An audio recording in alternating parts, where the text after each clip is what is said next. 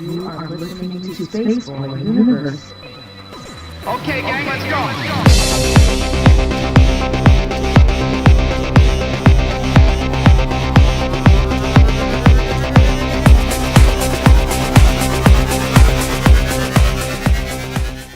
It is Comic Palooza 2017, and this is SpaceboyUniverse.com, and we have our next guest, Josh.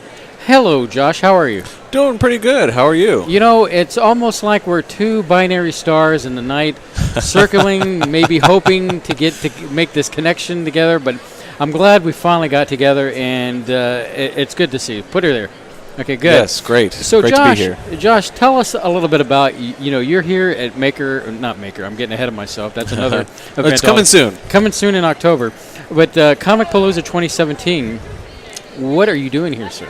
I'm here with Exitus VR. Mm-hmm. It's a local company here in Houston that is one of the only virtual reality escape rooms in the nation. Mm-hmm.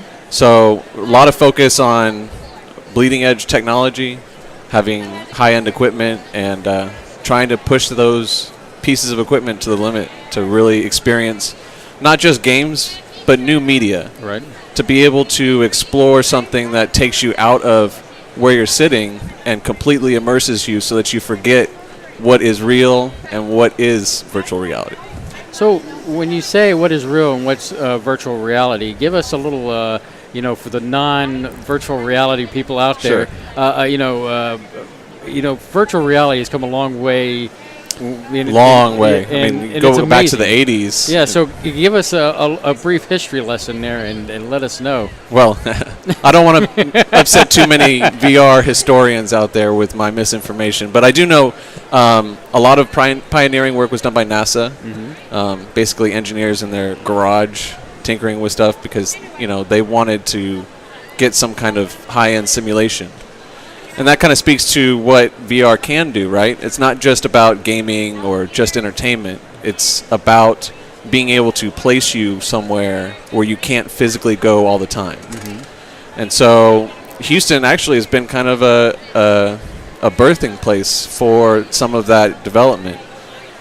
Fast forward, you have Virtual Boy, that success story, quote unquote, and then you have the recent years, technology has advanced so much to the point where it makes it feasible to do VR more readily in the public space. Mm-hmm. Because you got to think you have two high-def screens that are sandwiched into this little headgear that can't weigh too much, otherwise you get a crick in your neck, kind of like problems with the Virtual Boy back in the day. The gear was just too heavy. In fact, it had a stand that you had to put it on. And, right. And let alone looking at the graphics that were in red. And I guess what was really the nail in the coffin was people getting epileptic. Oh, it'll get out of it. The seizures. The seizures. Thank you very much. It's just kind of a sad state, and I'm glad that didn't make the trend for the future. Sure. Yeah. And it's interesting because a lot of the hindering parts of virtual reality weren't even discovered till recently. Mm-hmm.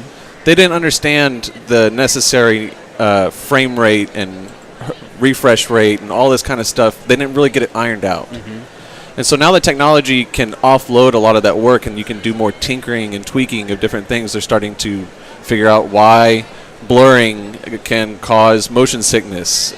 Drops in frame rate can cause you to have complete disorientation, those kinds of stuff. Mm-hmm. And there's still definitely room for growth. Right. Don't get me wrong, but we've come a long way. Yeah, and I can basically feel, for example, mini game. I'm a hardcore gamer back when Pong came out. That tells you how my age is.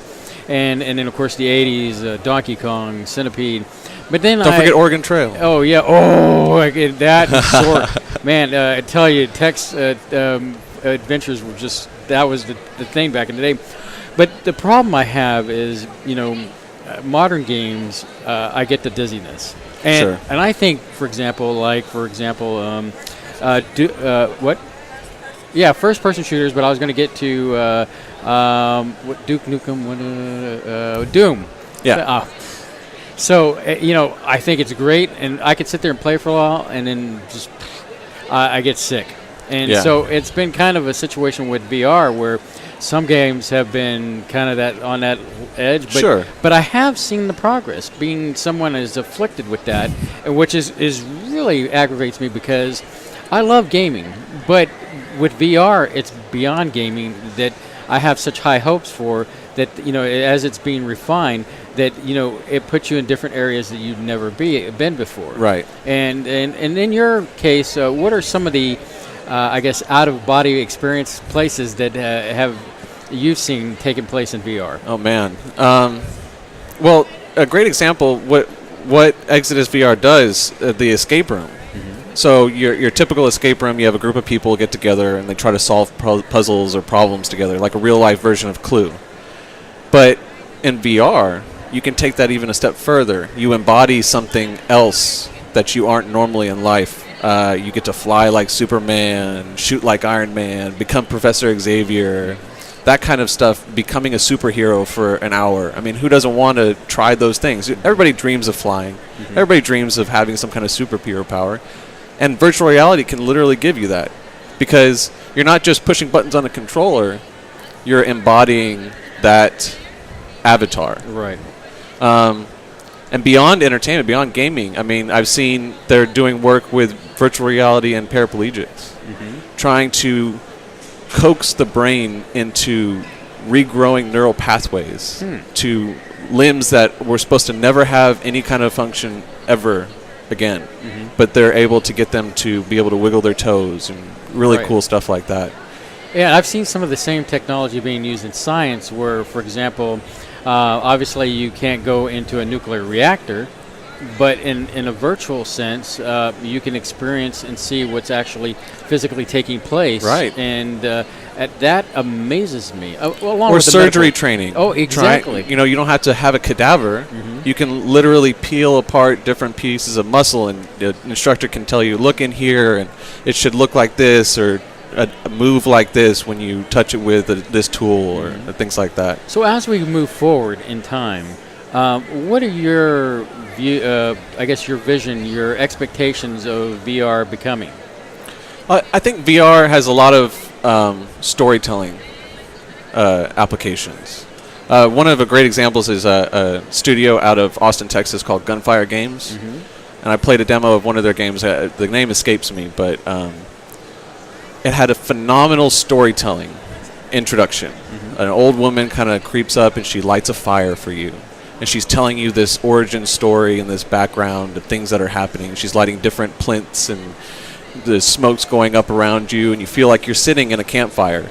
And this woman is just telling you this ancient story about magic and lore and different things. And you really, like you said earlier, you have this out-of-body experience. You forget that you're sitting in a chair or that you're standing in a room with some cameras looking at you. You think, like, I'm an actor in this role-playing game. I have become Frodo. So it has bountiful potential, and with all of the big companies dumping copious amounts of dollars into the industry, it just takes more of us individual developers and podcast people and everybody to get together to actually start creating that content. So as we move forward, and we look at some of the positives there, but what is the biggest obstacle that needs to overcome that we are looking down into the future? Oh man, awareness is probably one of the biggest things. The reason why we're here at Comic Palooza is really just to give people a taste. You'd be surprised how many people that are hardcore gamers that don't know anything about virtual reality, let alone augmented reality or mixed reality and all those kinds of fun things that are coming down the pipeline. I mean, big business is really interested in augmented reality. You could turn this entire backdrop here into a workspace. Right. You could turn the table into Excel spreadsheets and all that kind of stuff. I've seen some great stuff coming down the pipe with augmented reality. I think we really kind of got a beginning taste when Google was doing the glasses. Yeah. And, of course, people were a little reluctant at first, but with this kind of change, it's kind of hard to hold the floodwaters back.